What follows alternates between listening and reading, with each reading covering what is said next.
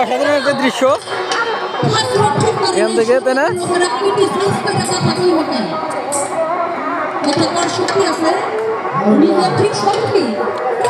আমি ঠিক, আমার সবকিছু ঠিক, আমিও ঠিক, আমার ঠিক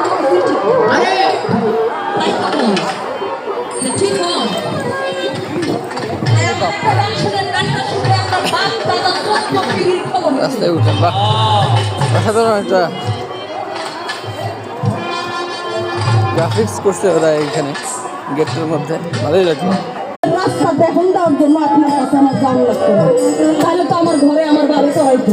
তবে এসব ভাষা করে না, তাই আমি বলেছি, কবি বলেছে সাদা কাপড় পরলে মনটা সাদা হয় না, চক চক করিলে সোনা তারে কয় না, এক তারাটা হাতে নিলে বাউল পাওয়া যায় না, আগে মনটা বাউল করে।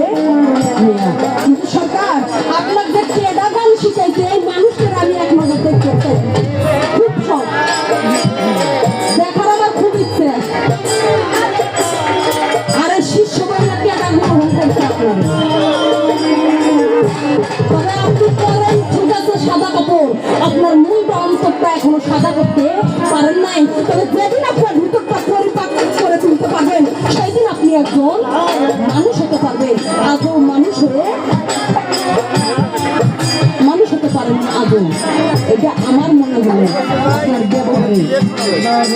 তবে আমার প্রশ্ন, বায়াত মানে বিক্রি, মুরিদ মানে বড়া।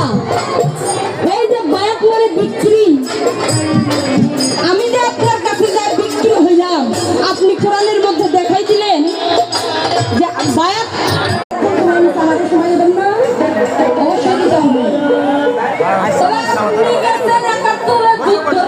কথা আপনি তুলছেন, আমি তুলি নাই। কথাই যদি বলেন, সেই সময় মানুষ যারা ছিল তখন এই আহলে বায়াত ছিল, এই কবিতা সাহিত্য ভাই